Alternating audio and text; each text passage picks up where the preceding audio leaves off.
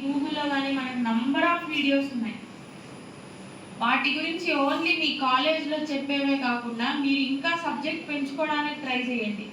అంతేగాని అనవసరంగా ఎవరో స్ట్రేంజర్స్ ఫేస్బుక్లో రిక్వెస్ట్ పెట్టినారనో లేదా ఇన్స్టాగ్రామ్లో ఫాలో అయినాడనో వాడి డీపీ బాగుంది, చాలా చూడ్డానికి అందంగా ఉన్నాడు అని మీరు లైక్ చేసి వాడి నిజస్వరూపం 6 నెలల తర్వాత కానీ మీకు అర్థం కాదు.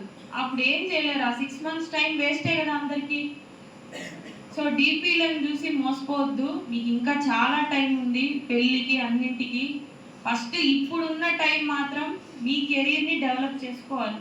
ఈ టైం పోతే మీకు ఎవ్వరికి తిరిగి రాదు. ఈ 2, 3, 4 years చాలా క్రూషియల్.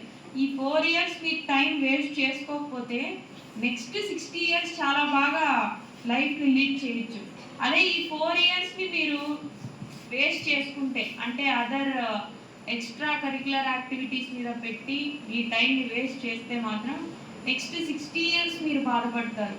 ఒక్క నిమిషం వెళ్ళిపోయినా కూడా మనకు ఒక్క నిమిషం కూడా వెనక్కి రాదు, ఒక్క సెకండ్ కూడా వెనక్కి రాదు. కాబట్టి టైం అనేది చాలా చాలా ప్రీషియస్.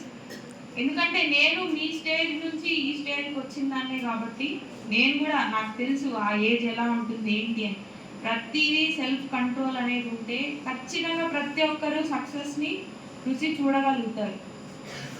ఇది నేను నమ్ముతాను. మీరు కూడా ఇదే రూట్లో ఫాలో అయితే మాత్రం మీ లైఫ్ చాలా బాగుంటుంది.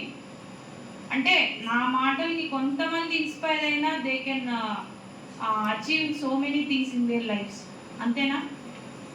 ఇంకొకటి, మీకు ఈ సైబర్ క్రైమ్స్ గురించి ఈ మధ్య చాలా వింటుంటారు. ఇప్పుడు మీరు ఫైనాన్షియల్లీ